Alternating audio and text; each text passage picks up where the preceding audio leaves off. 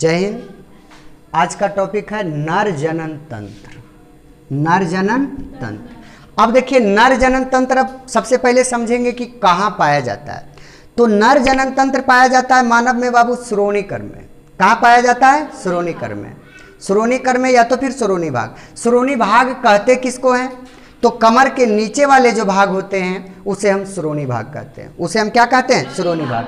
अब देखिए नर जनन तंत्र में सबसे पहले नर जनन तंत्र किसका बना होता है?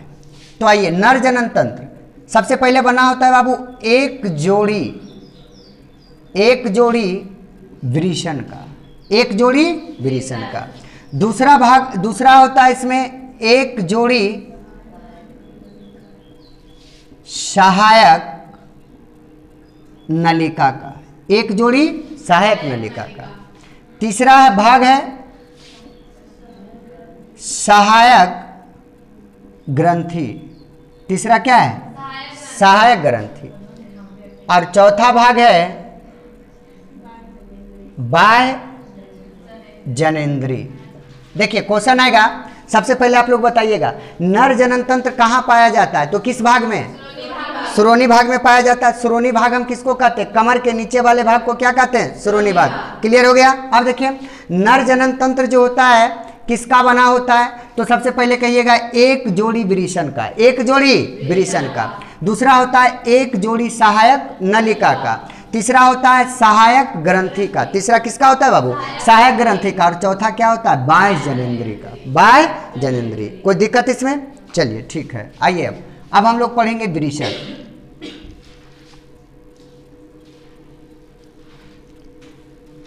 देखिए एक जोड़ी वृषण। एक जोड़ी क्या है? वृषण। तो सबसे पहले देखिए वृषण कहाँ होता है? तो कहिएगा वृषण जो होता है शरीर से बाहर। शरीर से बाहर कहाँ होता है? थैली नुमा संरचना में। कहाँ होता है? थैली नुमा संरचना में, जिसको हम क्या बोलते हैं बउआ? तो वृषण कोश।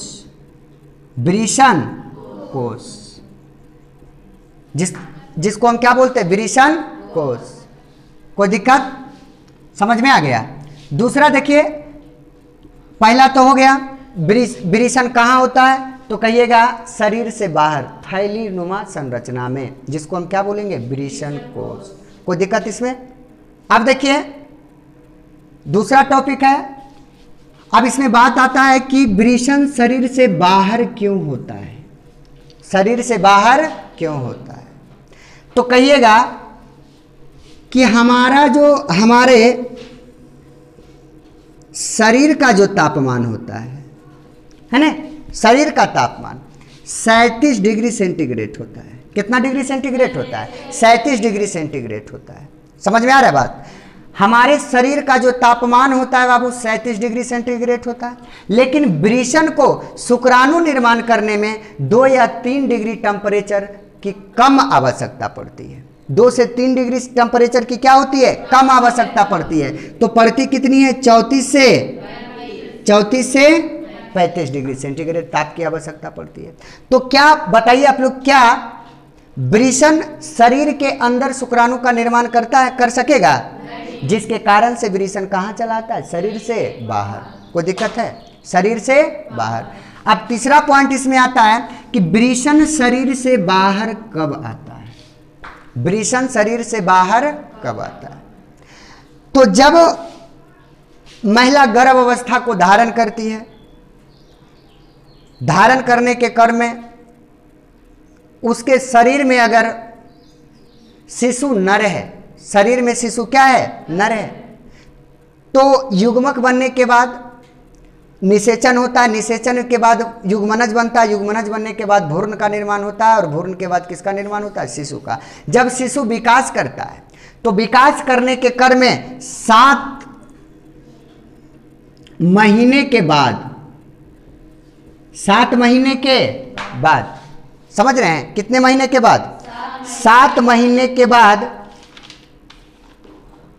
7 महीने के बाद पुरुष मतलब शिशु के शरीर से किस हार्मोन्स के कारण, मेलिएफायड, किस हार्मोन्स के कारण बाबू, मेलिएफायड हार्मोन्स के कारण, है ना, वृषण शरीर से क्या होता है, बाहर हो जाता है। अब देखिए यहाँ प्रश्न उठता है कि क्या जिस व्यक्ति में मेलिएफायड नामक हार्मोन्स नहीं पाया जाएगा तो उस व्यक्ति के शरीर से वृषण बाहर होगा कि नहीं होगा, नहीं होगा, क्योंकि वृषण को शरीर से बाहर करने के लिए एक ही हार्मोन्स उत्तरदायित्व होता है जिसको हम लोग क्या कहते हैं, मेलिएफायड। कोई दिक्कत है, क्या कहते हैं, मेलिएफायड। अब देखिए चौथा टॉपिक इसमें है कि जिस शिशु के शरीर से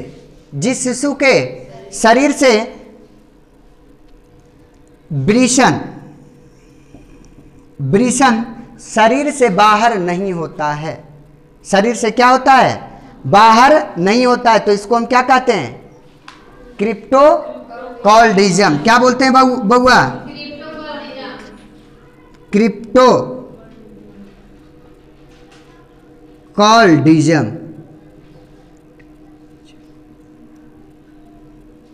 क्रिप्टोकॉल्डिज्म जिस शिशु के शरीर से अगर वृषण शरीर से बाहर नहीं होता है तो इस प्रक्रिया को हम क्या कहते हैं, क्रिप्टोकॉल्डिज्म। अगर जिस शिशु में क्रिप्टोकॉल्डिज्म पाई जाती है ना, क्रिप्टोकॉल्डिज्म क्या होती है, पाई जाती है, वह शिशु कभी बाप नहीं बन सकता है।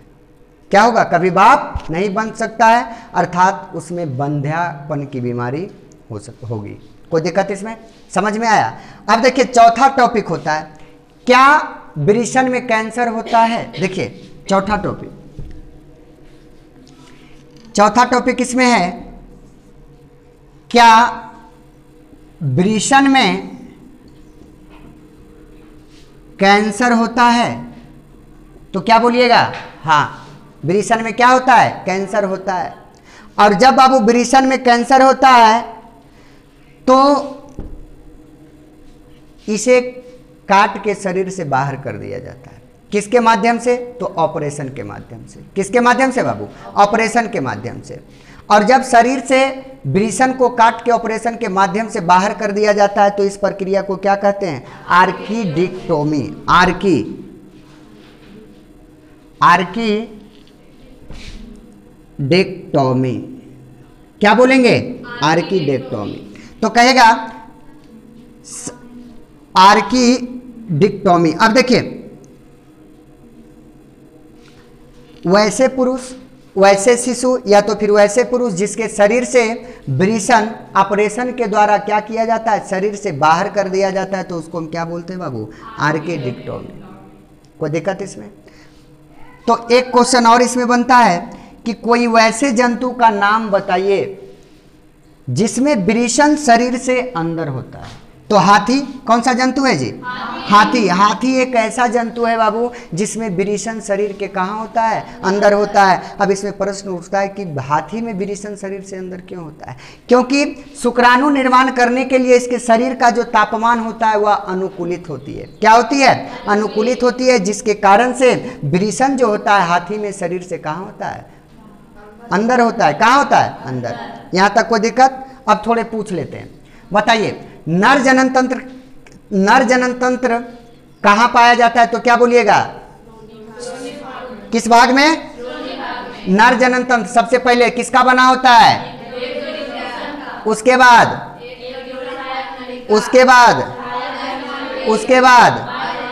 बाह्य जननेंद्रिय। अब आइए कहेगा कि वृषण कहाँ पाया जाता है, तो क्या बोलिएगा, थैलीनुमा संरचना में, जिसको हम क्या बोलते हैं। अब देखिए वृषण कोष, वृषण शरीर से बाहर क्यों होता है, तो कहिएगा क्योंकि इसे शुक्राणु निर्माण करने के लिए शरीर की जो पूर्ण तापमान होती है उससे 2 डिग्री तापमान की कम आवश्यकता पड़ती है। जैसे हमारे शरीर का तापमान 37 डिग्री है तो शुक्राणु निर्माण करने के लिए कितना, 34 से 35 डिग्री तापमान की आवश्यकता पड़ती है, जो हमें शरीर में संभव नहीं है, जिसके कारण से बाहर होता है। अब बताइएगा कि वृषण जो होता है बच्चे के शरीर से बाहर कब होता है? 7 महीने के बाद। और वृषण को बाहर करने में कौन सा हार्मोन्स उत्तरदायित्व होता है? तो क्या बोलिएगा? मेलिएफाइड। कौन सा हार्मोन्स होता है? मेलिएफाइड। अब देखिए दूसरा, जिस बच्चे के शरीर से वृषण शरीर के बाहर नहीं होता है उसे हम क्या बोलते हैं? इस पर क्रिप्टोकोल्डिज्म। क्या बोलते हैं? क्रिप्टोकोल्डिज्म। और जिस बच्चे में बाबू क्रिप्टोकोल्डिज्म पाया जाएगा वह बच्चा कभी बाप नहीं बन सकता, क्योंकि शुक्राणु का निर्माण नहीं होगा। कोई दिक्कत है? अगर वृषण में कैंसर हो जाता है तो उसे हम किस माध्यम के द्वारा बाहर करते हैं? ऑपरेशन के माध्यम से। और इस प्रक्रिया को हम क्या बोलेंगे? आर्किडिक्टोमी। क्या बोलेंगे? आर्किडिक्टोमी। कोई दिक्कत है? अब बताइएगा, लास्ट प्रश्न था कि कौन ऐसे जंतु है जिसमें वृषण शरीर के अंदर होता है? तो क्या बोलिएगा? हाथी। हाथी में वृषण शरीर के अंदर क्यों होता है? क्योंकि शुक्राणु निर्माण करने के लिए, है ना, उसके शरीर का तापमान, मतलब हाथी के शरीर का जो तापमान होता है वह क्या होता है? अनुकूलित होता है। कोई दिक्कत इसमें?